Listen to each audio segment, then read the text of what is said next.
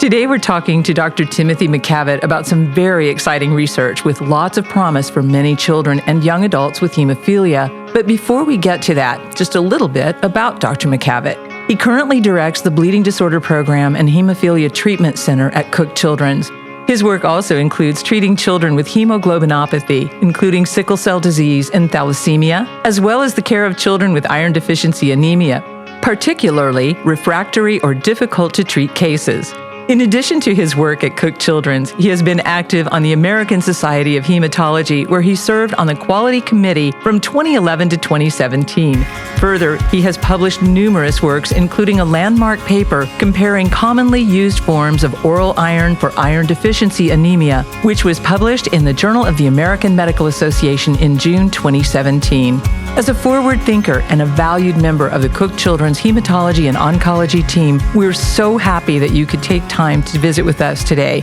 Welcome, Dr. McCavit. Thank you. I'm so glad to be with you today. So can you start off by telling us a little bit about Cook Children's Bleeding Disorder Program and Hemophilia Treatment Center? The Bleeding Disorder Program at Cook Children's has been in existence formally for about 25 years. We care for approximately 100 patients with hemophilia and then probably about 200 patients with a variety of other bleeding disorders. So hemophilia and other bleeding disorders are reasonably common in the population. In fact, we find often that patients have had them for many years and just not been recognized when we actually make a diagnosis. We are a group that consists not just of me as the physician, but also of a nurse and a social worker, a physical therapist, and then research personnel who are all focused on the care of children with bleeding disorders. So how does a patient currently receive treatment for hemophilia? The standard of care for hemophilia has evolved over the years. I should mention that the treatment does depend upon the severity. So there are various forms of hemophilia, mild, moderate, and severe. And in general, patients with mild and moderate hemophilia only receive treatment in the event of bleeding. And so most of the time, they live life and don't require regular treatment. Contrast that to the life of a person with severe hemophilia. Historically, before treatments became available in the 50s and 60s, patients with severe hemophilia had frequent severe bleeding episodes and had a very shortened lifespan. Most patients didn't survive out of childhood. As modern treatments became available in the 1980s and 90s, the use of regular factor infusions became the standard treatment for patients with severe hemophilia. For those patients, what that means is the at-home infusion of a factor product. So if there's two common forms of hemophilia, hemophilia A and B. In hemophilia A, you're lacking what's called factor VIII, one of the main blood clotting proteins. And in hemophilia B, you're lacking factor IX. Well, what these families do on a regular basis is access the patient's vein, actually obtain IV access at home. The parents are trained to do this, and then infuse the lacking factor, the factor that the patient is deficient in, at a frequency of up to every other day, potentially as infrequently as every week to 2 weeks. And that's what the life of a person with severe hemophilia looks like. And that process starts as early as the age of 2. So you recently did a presentation on hemophilia research in which you said a revolution is coming in the way of novel therapies for hemophilia. What are these therapies? What makes them revolutionary? The current standard of care has greatly improved the quality of life and outcomes for patients with hemophilia. The standard of care, which I just described, which was the regular infusion of factor products, has really led to a marked decrease in the severity of joint disease, for instance, because it's in the joints that patients most commonly bleed with hemophilia. So if you look at the overall health of patients with hemophilia today compared to patients who are in their 50s or 60s, it's much improved. But there's much that can still be improved because the burden of doing those IV infusions all the time is quite significant. And bleeding still occurs much too frequently. What we've learned about is that even when there's not what we call clinically overt bleeds or a bleeding complication where you can see it, feel it, where it's obvious, there's actually the occurrence of what's called microhemorrhages, so small bleeds that occur into joints or other tissues, and that over time, we still see an unacceptable accumulation of joint disease and other complications from having hemophilia, even for patients who are on really rigorous and regular prophylaxis. So what's needed and what these revolutionary therapies will do is hopefully provide a more regular and steady exposure to factor and protection from even these microhemorrhages, which we know occur when you're doing regular factor infusions where your factor level goes up and down dramatically over a 2 or 3 or a 4-day period as you're dosing. So first talk about Hemolibra. Why is this newly available treatment considered a real breakthrough for patients with hemophilia A and especially transformative for the inhibitor population? Hemlibra, which is also known as imicizumab, appears to be a huge breakthrough, a huge step forward for patients with hemophilia A specifically. It's a treatment that was designed specifically to do the job of factor VIII, but it's not actually factor VIII. So it's an antibody, a protein, that researchers in Japan spent many years working to identify that would essentially replace the function of factor VIII. But like I said, it's not factor VIII. So why is that advantageous, or why is this a good thing? Well, you mentioned inhibitors in the question, and I need to take a step back and explain what an inhibitor is before moving forward. So for patients with severe hemophilia A, where they're not making factor VIII, there's a portion of those patients who, once they get exposed to factor VIII for the first time, their immune system will recognize the factor VIII as foreign and attack it.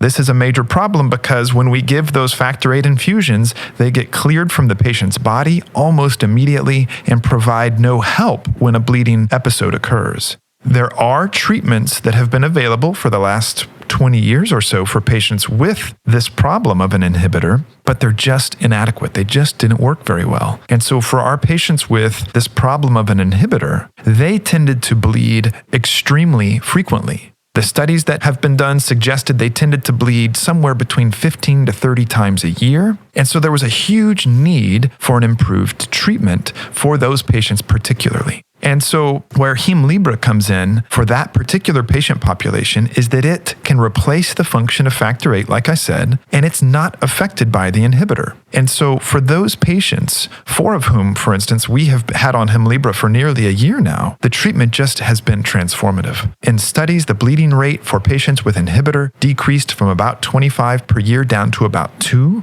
Our own experience has been that we've had literally one single bleeding event in our inhibitor population since our guys started on this medication, which is really just a remarkable success story. Only recently did the FDA approve Hemlibra also for the treatment of patients who don't have inhibitor. So to gain some understanding about why Hemlibra offers a lot of promise for patients without inhibitor, it's necessary to understand a little bit more about what's involved in their day-to-day treatment now.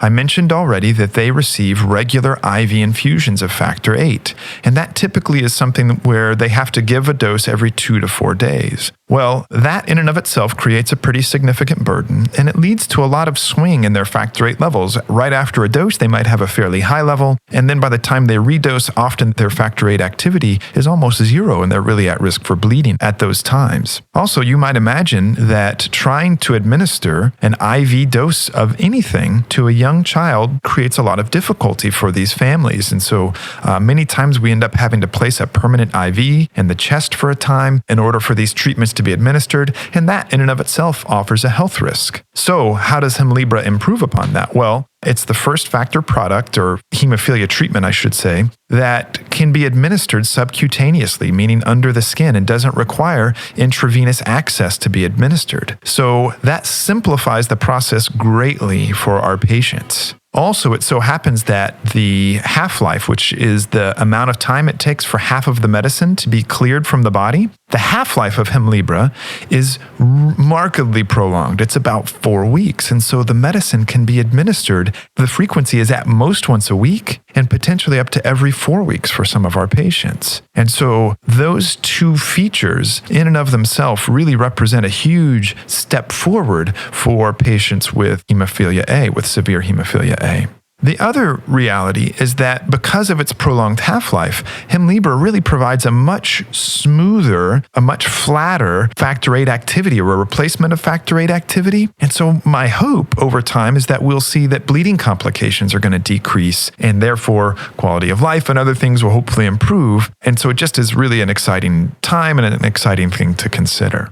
So can you give an example of Hemolibra's success with patients here at Cook Children's? So yeah, there are several examples I could give you, but I think one that stands out for me is an inhibitor patient of ours. He is a teenager who, in spite of our advice, sometimes didn't always, I think, make the best decisions regarding his activity. So for our inhibitor patients, often we would talk to them about the need to really sort of restrain themselves when it comes to physical activity. And because some ordinary physical activity offers real risk for these patients. At least it has historically. And he's a guy who just wouldn't always take that advice to heart. And so, for instance, he was pretty prone to riding his bike or a skateboard in a way that just had him here because of bleeding complications pretty frequently. And even when he was doing well, when he would come to clinic, if he hadn't had a joint or a muscle bleed, for instance, his legs would just be covered in bruises, literally just covered in bruises. So that was really the best that we did before Hemlibra. Well, since then, when he has come to clinic, he just looks like a normal kid.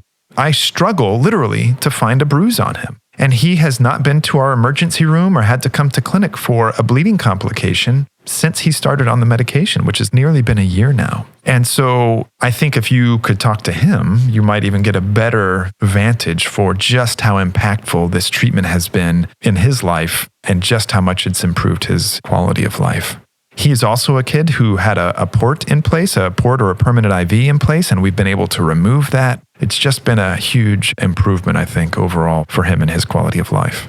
So it sounds like ultimately, not only does it help the patient, but it also has a big impact on the system itself, right? Reduced emergency visits and even reduced doctor visits. Right. So for Hemlibra in the inhibitor population, where the costs of care are astronomical, there's an independent financial or economics, sort of health economics entity that evaluates new medications and gave Hemlibra a plus rating. I don't actually know exactly how they term it, but gave them a glowing review because of the potential positive financial impact. Now, it's still an expensive medication, no doubt. But to give you some sense of, particularly for the inhibitor population, what the expense of that care could look like, there was a piece in the LA Times in the summer of 2016 that spoke about literally a single hospitalization for an inhibitor patient. Now, because of HIPAA, they couldn't go into detail about the complications that the patient experienced, and they must have been significant. But the patient's factor bill, just the treatment that was required for the hemophilia during that hospitalization,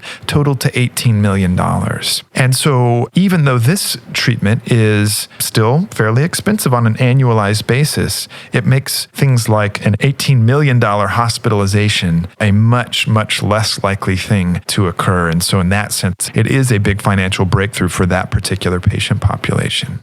Are there any limitations or drawbacks to this type of treatment? And if so, how do you weigh those against current standards? So there are a few instances where we certainly have to give pause. And in general, when we're incorporating a new medication into our armamentarium, we want to be thoughtful about it and make sure that we're not rushing into a new treatment where perhaps certain complications or problems haven't been identified. And I don't want to learn about those in my own patients. At the same time, with a treatment like this, where it seems like there's so much promise and where the safety profile has been very positive in the clinical trials that have been done, we are fairly open-minded about moving forward in a fairly rapid way. So when it comes to the negatives, there have been some adverse events reported in the inhibitor population.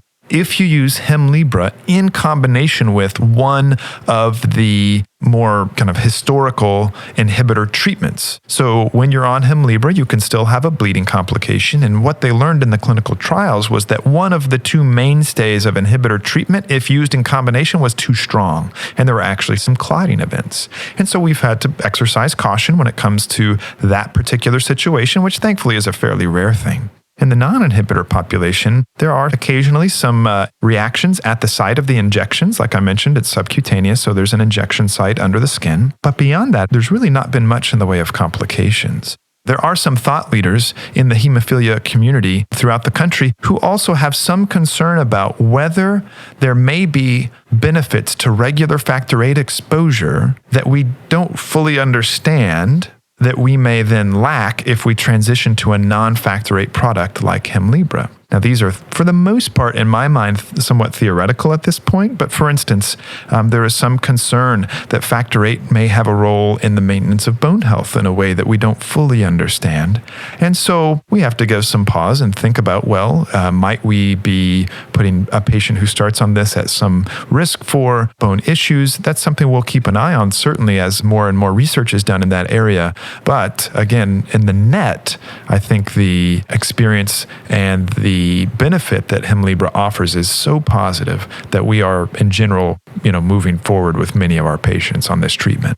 So let's move on to gene therapy for hemophilia. It sounds so futuristic, but it actually has some history behind it. Can you give us some background? So gene therapy as a concept has been an idea that has existed for 30 or 40 years for many conditions. And the conditions that are appealing for the potential of gene therapy are those where we know that they are first a genetic disease, and that second, it's a single or a common mutation in a particular gene. And that is what hemophilia is. If you have hemophilia A, you have a mutation in your factor VIII gene. If you have hemophilia B, you have a mutation of some sort in your factor IX gene. And so the challenging aspects of gene therapy for hemophilia is that these coagulation factors, factor VIII and factor IX, are mostly made in the liver. And so, for instance, what's been known for some time is if you transplant a patient's liver for, let's say they have liver disease for, other reasons and need that, well, then you actually cure their hemophilia. That's been reported rarely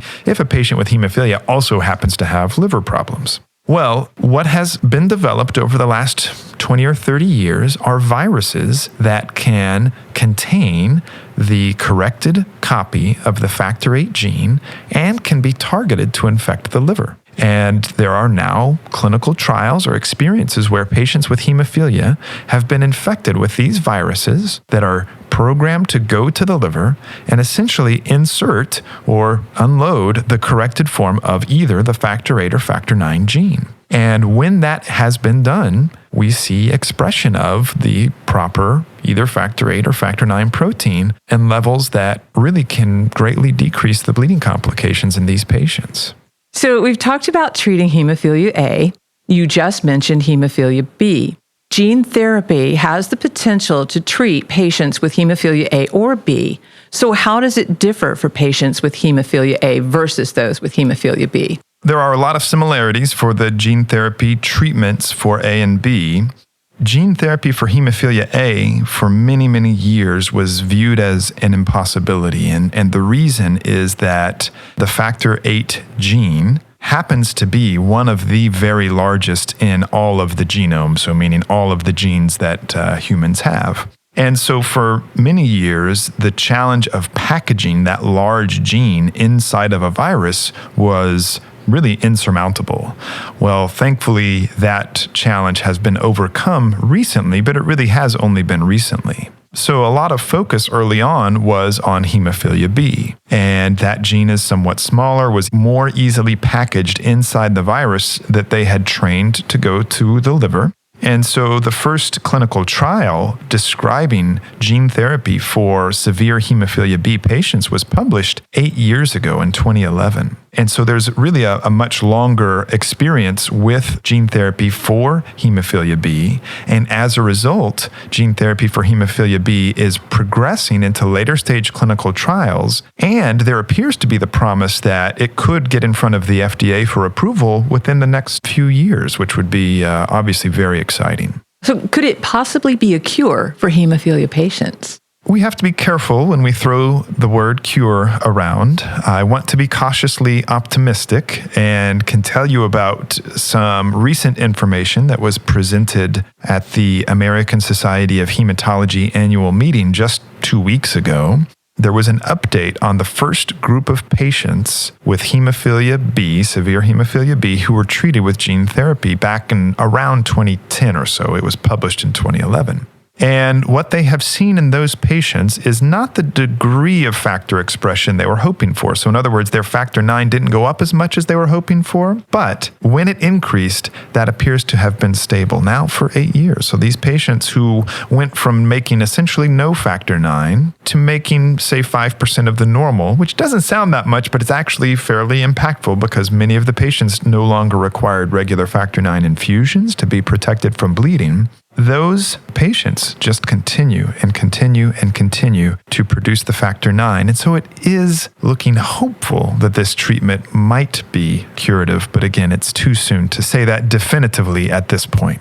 So with that said, Cook Children's is opening a gene therapy clinical trial. When is it open? Who qualifies? And how does it work? We are so excited to be participating in a clinical trial of gene therapy for severe hemophilia A. And so it is patients with severe hemophilia A who will be eligible for this trial. And when you think about new therapies, and in particular gene therapy, it does have some risks associated with it. And there's some unknown when you go doing things like genetic treatments. You always want to be certain about the safety. And historically in the US and really around the world, these sorts of treatments, where possible, are not going to be given to children first, just because of the ethical concerns that are created when you're giving a new and potentially risky treatment to children. So for that reason, it's patients who are 18 and older, those who are able to consent, who are going to be eligible for participation in this trial. And our center does care for a population of patients who are between 18 and 21, and even we sometimes fudge and go a little higher than 21. And so it's those patients in particular who are going to be eligible for the trial at our center. We hope to have it open here in the near future. What the trial will involve is 2 stages. In the first stage, you essentially just keep doing what you've been doing. And so if you're doing regular factor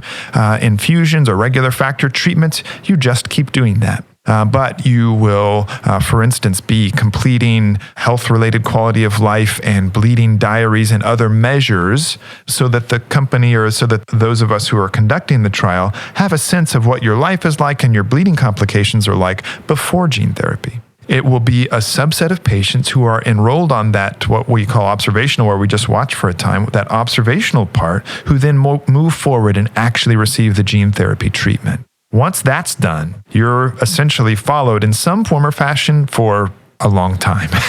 And so because it's such a new and exciting treatment, those patients are watched very carefully.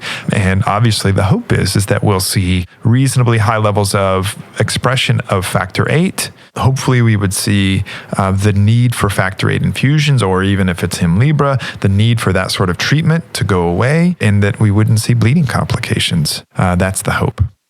So are there risks or limitations to the trial, and how do they compare with the risks of today's standard treatments? Thinking about the limitations of the trial, and I'll get to the risks in a moment, but with the limitations, there are certainly limitations, and there are groups that are actively working to try to overcome these limitations. But for instance, the viruses that are commonly used in these trials are viruses that in some form or fashion exist in nature, and people get infected with them. And so it's about 30 to 40% of the population, just in general, who has existing immunity to these viruses before they're ever approached about gene therapy. So they're not able to receive the treatment because if they were to, their immune system would immediately or very quickly kill off the virus in the cells that are infected by the virus, and so it would not prove effective. So that's a pretty significant limitation, because then only a subset of the patients are, at least as of now, eligible for the treatment. And then the degree of increase in the factor activity is variable. So it depends on the trial and it depends on the gene, whether it's hemophilia A or B. But the increase in some trials has been substantial, where their factor activity may increase to 30, 40, 50%, high enough where you really would expect that they almost would never bleed unless maybe they needed a procedure or something like that. But then there are some trials where the increase in the factor activity has been more modest, up to 5%, 10% maybe. And in those patients, we know that bleeding complications are still going to be a risk, although the regular infusion of factor would probably be unnecessary if you could get up to those sorts of factor activities. So those are limitations that we have to think about. Also, as a pediatric hematologist, like I mentioned, these trials have only been done in adults. And until it's pretty clear that there's a really nice safety profile, they probably won't be moving forward in children. And so, of course, I want this treatment to be available as soon as possible for all my kids, but that is another sort of limitation as I see it. My adult hematology colleagues, of course, would not see it that way. One problem or one limitation that they're working to overcome is that when they infect the patient with the virus that has the corrected form of the gene, it only gets taken up in a small proportion of liver cells. And so in that sense, if we could overcome that problem and come up with a virus that was more avidly taken up by more of the liver cells, we think that there would be higher proportion or a higher amount of the factor protein produced, which would then really start to look more like a cure, assuming that it's something that would continue indefinitely.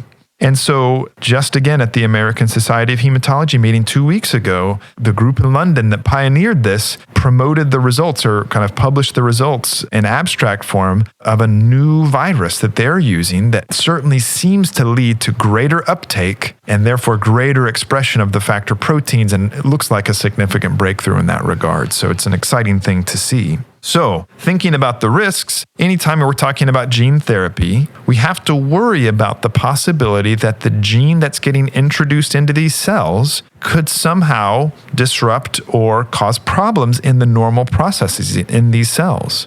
Unfortunately, that fear is based in some reality because gene therapy, when it was first introduced, for instance, about 20 years ago for a rare immunologic defect, the gene was given in those patients in a way that it inserted into the genome and ultimately disrupted some cancer control genes that led these patients to actually develop leukemia as a complication of the treatment, several of them. And that was a very high-profile event. It was a major setback for gene therapy in general. Understandably, it needs to be a safe therapy. And so current hemophilia gene therapy includes the corrected form of a gene on a little circle of DNA called a plasmid. And I'm not a gene therapy expert per se, but what I have understood is that they have designed this plasmid where the corrected form of the gene is that gets inserted into the liver cell that ultimately makes the protein to not insert into the genome or to not insert and hopefully therefore not disrupt the normal genes that are there in those liver cells and hopefully decrease the risk of having this new gene in the cells.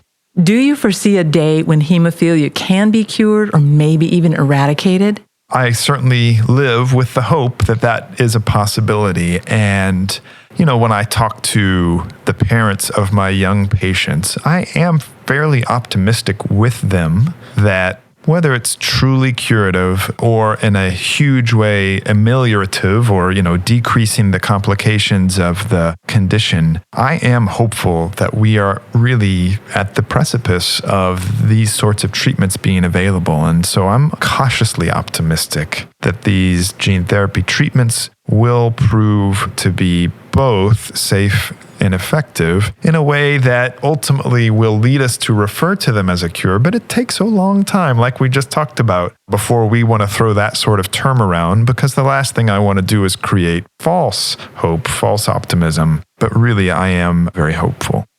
So considering the revolutionary therapies we talked about today, they're currently fairly expensive. But if they prove to be effective, what do you think the long-term cost savings would be, not only to patient families, but the healthcare system in general?